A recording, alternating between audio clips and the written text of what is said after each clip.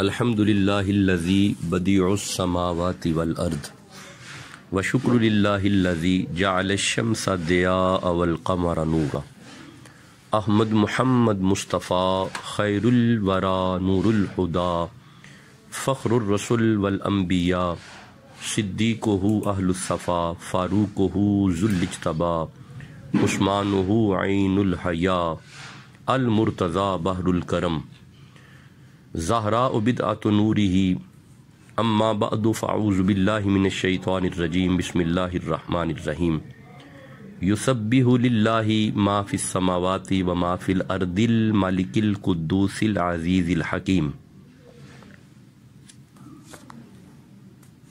صدق اللہ مولانا العظیم وصدق رسولہ النبی الکریم الامین۔ ان اللہ وملائکتہ یصلون علی النبی یا ایہا الذین آمنوا صلوا علیہ وسلموا تسلیما۔ آج 1 جنوری بروز جمعۃ المبارک ہمارے گروپ کا آج تیسرا درس ہے۔ ہم نے تخلیق آدم سے بات کو شروع کیا ہوا تھا اور پھر سیاست اور جمہوریت کے نظریات کو دیکھا، اور ہم نے اپنے پچھلے درس میں دیکھا کہ سیاست وہ سیاست نہیں جو مروج سیاست ہم دیکھ رہے ہیں۔ سیاست دراصل ایک تہذیب، ایک منظم اور ایک نوبل قسم کی جاب ہے، ایک اعلیٰ کام ہے سیاست۔ اور ہم نے دیکھا کہ کائنات کے سب سے بڑے سیاستدان خود نبی معظم ہیں، اور ہم نے دیکھا کہ نبی معظم کی زندگی میں ہی بہت زیادہ سیاسی پہلو ملتے ہیں۔ ہم نے پچھلے جمعے کے درس میں ایک جملہ عرض کیا تھا جسے امام ابن خلدون یا خلیدون رحمہ اللہ نے بیان کیا ہے کہ سیاست دراصل خلیفۃ اللہ اور کفالت الخلق کا نام ہے، یعنی خلافت اللہ کی طرف سے نیابت جو ایک امانت کے طور پہ ہے، اور کفالت الخلق جسے پبلک ویلفیئر کہتے ہیں، اس کا نام سیاست ہے۔ تو آج ہم کفالت عامہ یعنی پبلک ویلفیئر پہ بات کریں گے، جو سیاست ہی کا ایک پہلو ہے۔ دیکھیں، ایک بات یاد رکھیں کہ اللہ تعالیٰ کائنات کل کے خالق و پروردگار ہیں، اور کائنات کا ذرہ ذرہ آپ ہی کی تسبیح میں مصروف ہے۔ آئیے ذرا اسے قرآن سے اگر دیکھیں جو ہم نے آیت مجیدہ تلاوت کی، سورہ جمعہ کی 62 نمبر سورہ اور پہلی آیت، ارشاد ہوتا ہے بسم اللہ الرحمن الرحیم یسبح للہ ما فی السماوات وما فی الارض۔ اللہ ہی کی تسبیح کر رہی ہے ہر وہ چیز جو آسمانوں پہ ہے اور زمین پہ ہے۔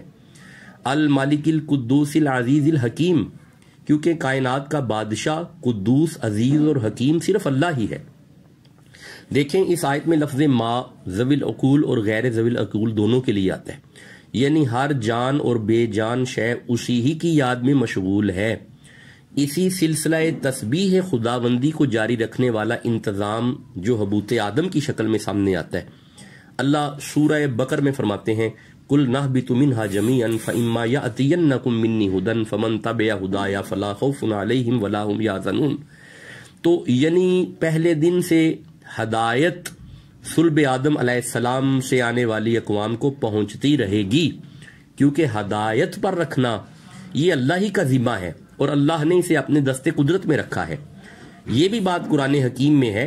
اگر ہم سورہ نحل کی 16 نمبر سورہ کی 9 نمبر آیت دیکھیں تو ارشاد ہوتا ہے بسم اللہ الرحمن الرحیم وَعَلَى اللَّهِ قَصْدُ السَّبِيلِ وَمِنْهَا جَائِرٌ وَلَوْ شَاءَ لَهَدَاكُمْ أَجْمَعِينَ، یعنی اللہ نے اپنے ذمہ رکھا ہوا ہے کہ بندوں کو ہدایت پہنچائے، اور اس ذمہ داری کو خدا نے اس طرح بیان فرمایا۔ سورہ نحل ہی کی آیت لیتے ہیں، ارشاد ہوتا ہے وَلَقَدْ بَعَثْنَا فِي كُلِّ أُمَّةٍ رَسُولًا أَنِ اعْبُدُوا اللَّهَ وَاجْتَنِبُوا الطَّاغُوتَ۔ یہ ہے وہ سلسلہ ہدایت جو بذریعہ منصب نبوت بندوں تک پہنچا، اور نبی معظم صلی اللہ علیہ وآلہ وسلم پر یہ سلسلہ تمام ہوا، اور آپ صلی اللہ علیہ وآلہ وسلم کے ذمہ دیگر عمومی امور کو امت تک پہنچانے کے ساتھ ساتھ جن خصوصی امور کو رکھا گیا ان میں سے ایک امر کچھ یوں ہے جسے قرآن نے یوں بیان کیا۔ سورہ زخرف کی آیت ہے، 43 نمبر سورہ اور 32 نمبر آیت ہے۔ ارشاد ہوتا ہے بسم اللہ الرحمن الرحیم अहुम यक्शिमून रहमता रब्बिका, क्या तेरे रब की रहमत ये लोग तकसीम करते हैं?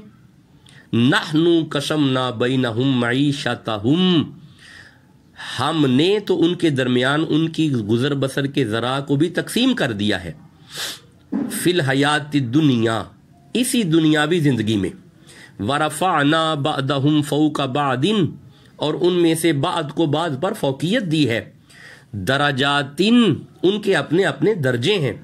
लियत्तखिज़ा बअदुहुम बअदा सुखरिया, ये लफ्ज़ ज़रा ज़ेरे गौर है, ये जो लफ्ज़ है ना सुखरिया, अल्लाह फरमाता है कि हमने उन सब को दर्जे दिए हुए हैं ताकि ये एक दूसरे से खिदमत ले सकें, ताकि ये एक दूसरे से फ़ायदा ले सकें, ताकि ये एक दूसरे से नफ़ा ले सकें। मेरे दोस्तों, इस आयत मजीदा में ये जो एक दूसरे से खिदमत लेना है ना, इसे यूं समझें कि ज़रूरतमंद और गरीब लोगों को साहिब हसीयत से अपना हिस्सा लेना होगा और साहिब हसीयत को इन्हें अपनी दौलत में से देना होगा। जनाब, ये कुरान का अमर है और इसी को हम कफालत। आइए ज़रा समझते हैं ये कफालत क्या है मफ़ाहीम के एतबार से, यानी मफ़हूम के एतबार से। अपने लुग़वी एतबार से अगर इसे देखें तो लुग़त के शहनशाह अल्लामा राग़िब अस्फ़हानी रहिमहुल्लाह, आप लिखते हैं कि कफ़ालत का मादा इश्तिक़ाक़ से हरफी काफ फा लाम है, यानी इसी से अल कफ़ालतु है।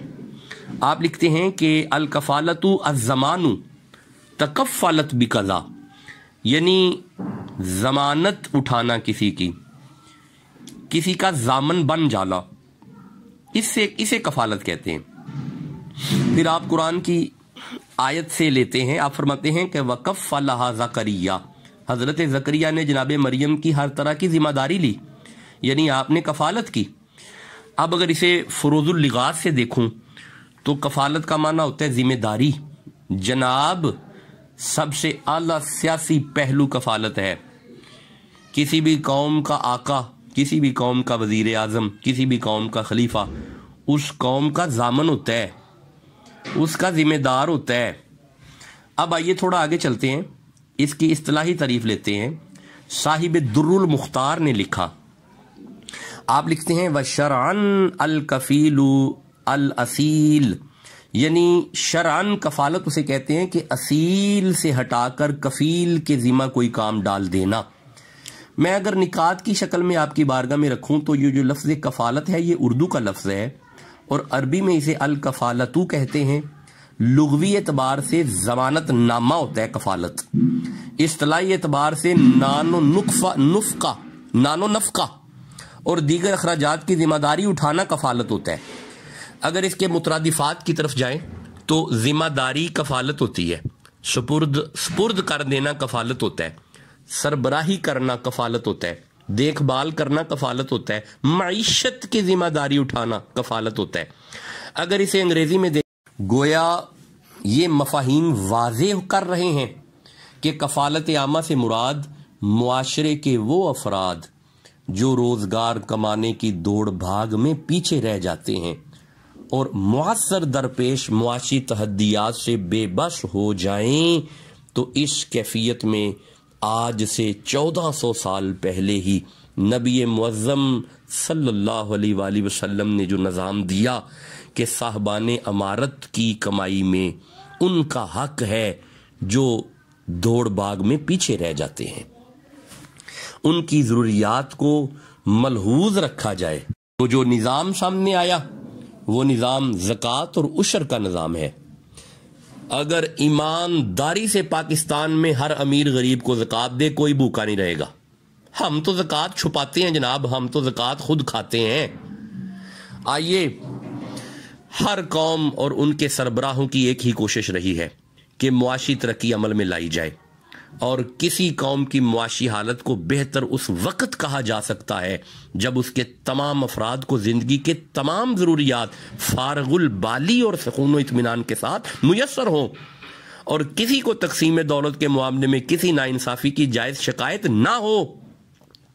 इसके बरखिलाफ़ अगर मुल्क की सारी दौलत चंद हाथों में सिमट कर रह जाए اور قوم کی اکثریت بھوک اور افلاس کا رونا رو رہی ہو تو ایسی کیفیت میں اس ملک کو معاشی ترقی یافتہ نہیں کہا جا سکتا جناب۔ ہمارے لیکچر کی ایک خوبصورتی رہی ہے کہ ہم اپنے لیکچر میں جب اسلامی تعلیمات کو، قرآن و سنت کو بیان کرتے ہیں تو ہم مغربی تصور کو ضرور سامنے رکھتے ہیں۔ آئیے اگر اسی تصور کو جو اپنے آپ کو بڑے سیاسی مضبوط سمجھتے ہیں اگر ان کی طرف جائیں تو برطانیہ کے وزیر بیورج، اس نے پہلی دفعہ ایک سکیم نکالی تھی سوشل سیکیورٹی کے نام سے، جس کا آغاز 20ویں صدی میں ہوا تھا، اور یورپ اس بات پر نازاں تھا کہ انہوں نے کفالت عامہ کا کام شروع کیا ہوا ہے اور یہ تصور پہلی دفعہ پیش کیا، جبکہ یہ پہلی دفعہ نہیں تھا، یہ دراصل اسلام ہی کا تصور ہے۔ 19ویں صدی میں جو تصورات سامنے آئے اگر ان کا میں خلاصہ آپ کے سامنے رکھوں تو انڈیویجولائز سے یورپ اگر بیان کریں گے تو بات پھیل جائے گی۔ یورپ میں جو کفالت عامہ کے نظریات ہیں وہ جان اسٹور مل، مسٹر ہیگل اور ہربرٹ اسپنسر کے ہیں۔ یہ 19ویں صدی کے معاشی نظریات اس نے پیش کیے ہیں، جن کا خلاصہ کچھ میں عرض کرتا ہوں کہ معاشرے میں اپنی اپنی دوڑ بھاگ ہے۔ یہ ہیں جناب یورپ کے نظریات۔ میں پھر عرض کر رہا ہوں، جان اسٹور مل، مسٹر ہیگل اور ہربرٹ اسپنسر کے نزدیک معاشرے میں اپنی اپنی دوڑ بھاگ ہے، یعنی جس کی لاٹھی اس کی بھینس، یعنی جو جتنا کمائے وہ بس اسی کا ہے۔ سرمایہ دار آزاد ہے اور جس نے سرمایہ نہیں بنایا وہ باڑ میں جائے۔ یہ جناب یورپ کے نظریات ہیں۔ میں گزارش کیا کرتا ہوں کہ یورپ اپنی ترقی کی تاریخ کو ہمیشہ یونان سے شروع کرتا ہے، اور یورپ نے 16ویں، 17ویں، 18ویں، 19ویں صدی میں جو نظریات دیے ہیں وہ یہی ہے کہ جس کی لاٹھی اس کی بھینس، جس نے جو کمایا وہ۔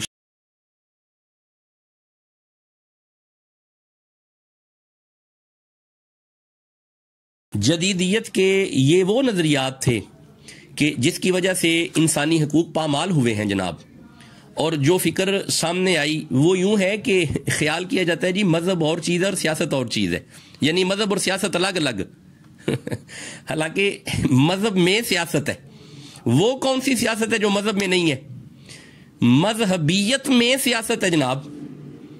اچھا، پھر اخلاقی اصول جو ہیں وہ قومی مفاد کے تابع کر دیے گئے۔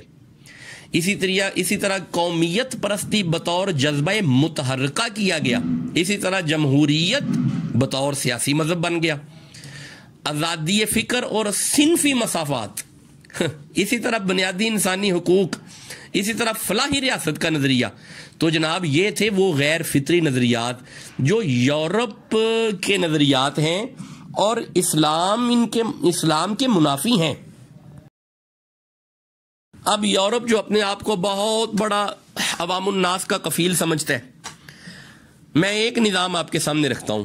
مغرب میں مشترکہ خاندانی نظام کا تصور کو کب سے ختم ہو چکا ہے۔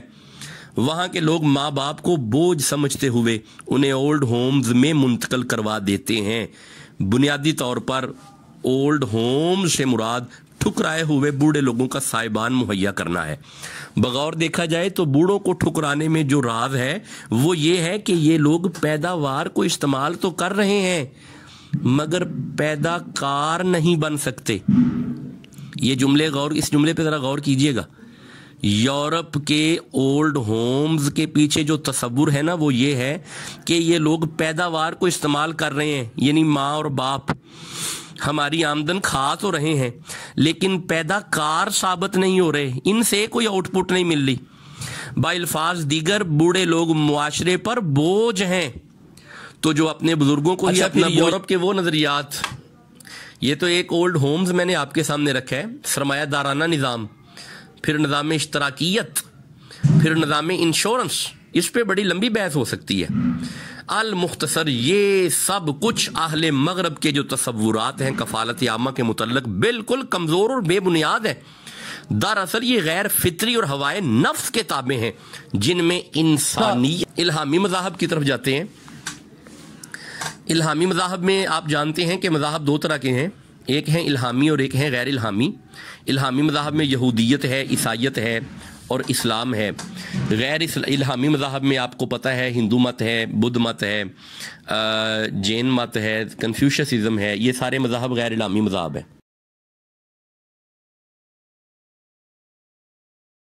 اگر کفالت عامہ کے تصور کو ان مذاہب میں دیکھا جائے، ایک بات پکی ہے کہ کسی بھی مذہب کی فکر کو اگر دیکھنا ہو تو اس کے مقدس ادب کو دیکھا جاتا ہے.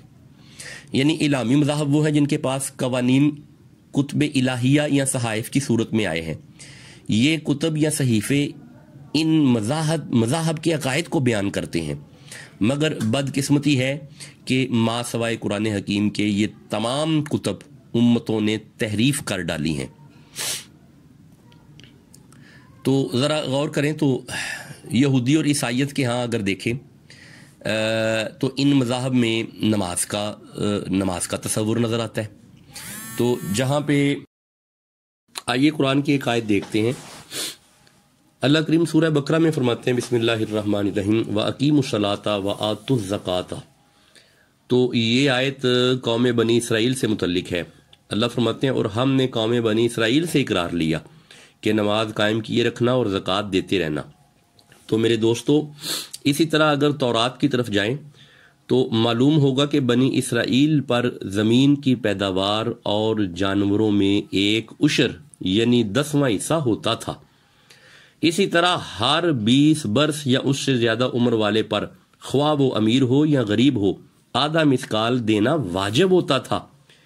اس دور میں دراصل دولت زیادہ تر فصل اور جانوروں کے لین دین میں تھی اور سونا چاندی وغیرہ کے سکے بہت کم تھے، اس لیے ان کا زیادہ تذکرہ نہیں ملتا.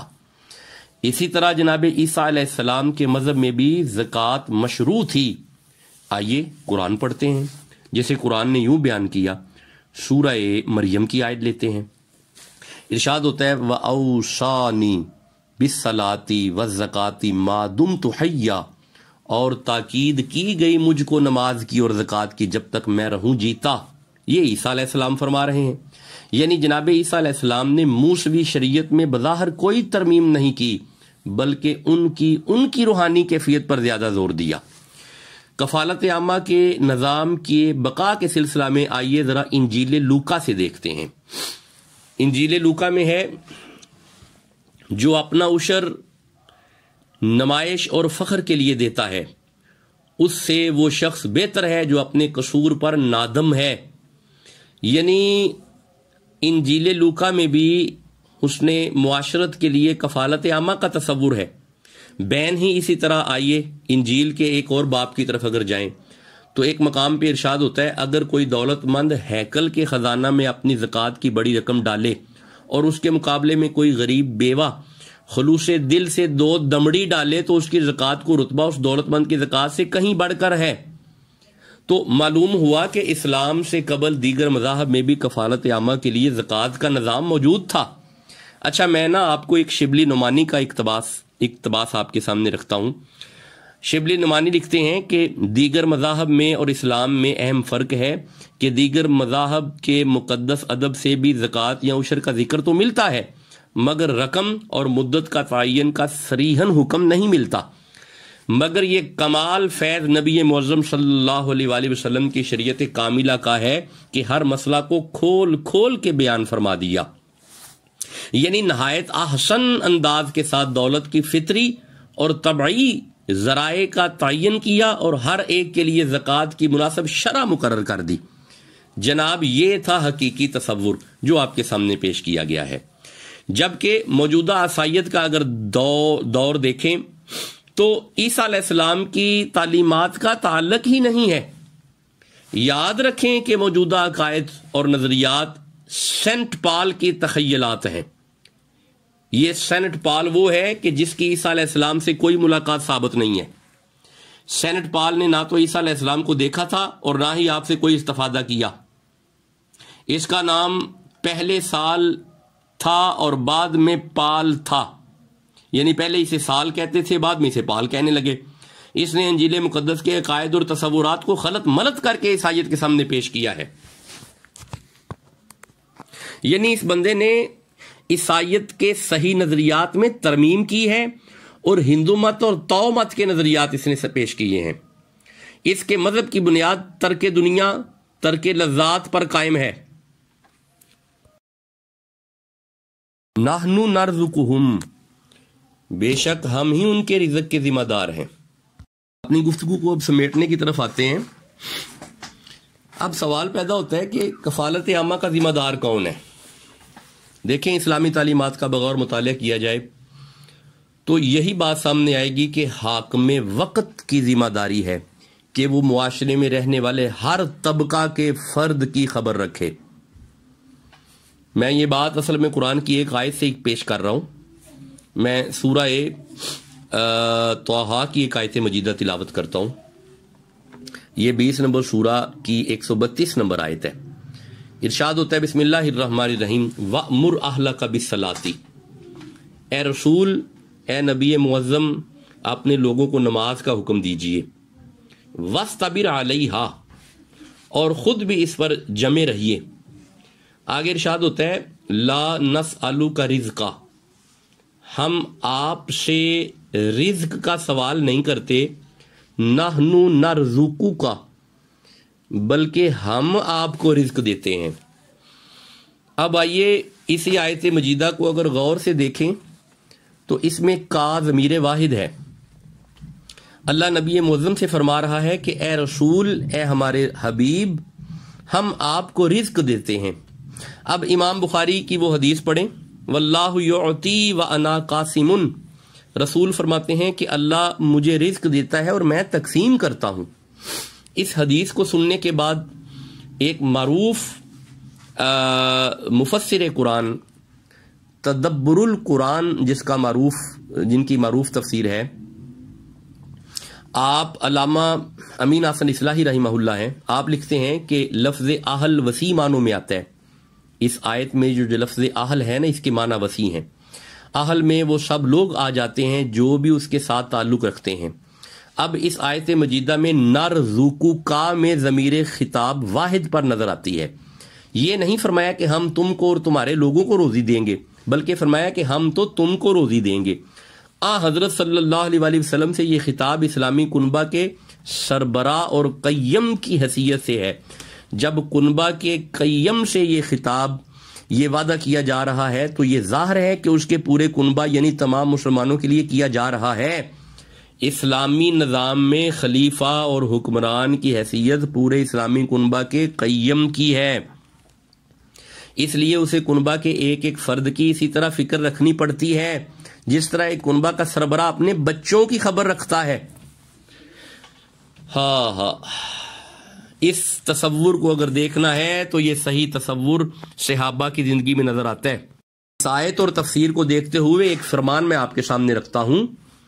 امام بخاری نے لکھا ہے اس حدیث کو، رسول عربی صلی اللہ علیہ وآلہ وسلم نبی معظم، نبی مہربان فرماتے ہیں جس بندے کو اللہ نے حکمران بنایا اور اس نے رعایا کے ساتھ خیر خواہی برتنے میں کوتاہی کی تو وہ جنت کی خوشبو بھی نہیں پائے گا۔ حدیث نبوی سننے کے بعد آئیے فرمان حضرت ابو بکر، فرمان فاروق اعظم سنیں۔ اسے امام ابن جوزی نے لکھا ہے، حضرت فاروق اعظم فرماتے ہیں جو مال کا ضرورت مند ہو وہ میرے پاس آ جائے، اللہ نے مجھ کو خازن اور تقسیم کرنے والا بنایا ہے۔ حضرت عمر کا ایک قول یاد کریں، آپ نے فرمایا اگر نہر کے کنارے خارشی بکری سال میں چھوڑ دی گئی کہ وہ بیماری کی حالت میں مر جائے تو عمر سے اس کا بھی پوچھا جائے گا۔ جناب سلمان فارسی حکومت کی تعریف یوں کرتے ہیں، حضرت سلمان فارسی رضی اللہ تعالیٰ عنہ فرماتے ہیں خلیفہ وہ ہے جو اللہ کی کتاب کے مطابق فیصلہ کرے اور رعایا کے ساتھ ایسی شفقت کرے جیسی کہ وہ اہل و عیال کے ساتھ کرتا ہے۔ یہاں تو حالات یہ ہیں کہ بھائی میرا گھر تو 2 لاکھ میں بھی نہیں چلتا اور مزدور 15,000 روپے ہے، 10,000 روپے ہے۔ کوئی اشارہ کر رہا ہوں اگر آپ کو سمجھ آ جائے تو۔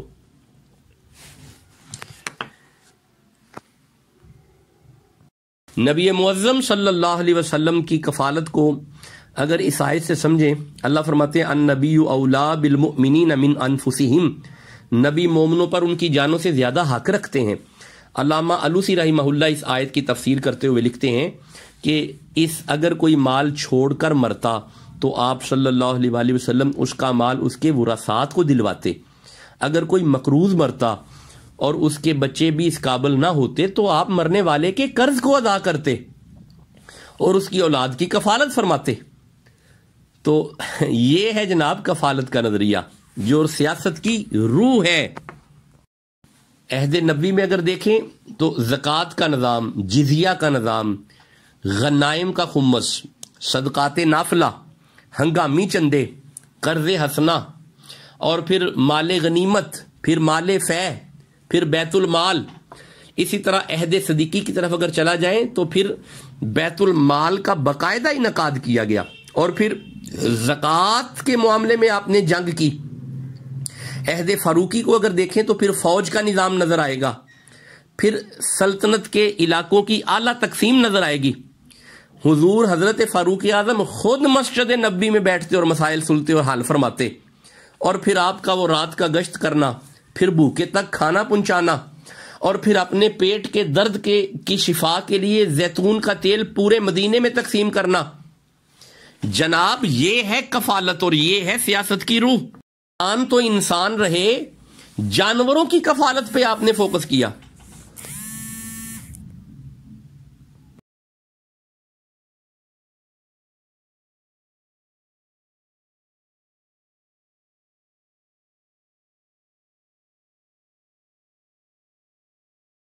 آج کی ساری گفتگو کی تلخیص کچھ اس طرح ہے کہ یہ تمام عقلی اور نقلی دلائل اس بات کی گواہی دیتے ہوئے نظر آتے ہیں کہ اسلام کا نظام کفالت دراصل ایک فطری قانون ہے جو کہ دیگر مذاہب کی تعلیمات سے بالکل نہیں ملتا.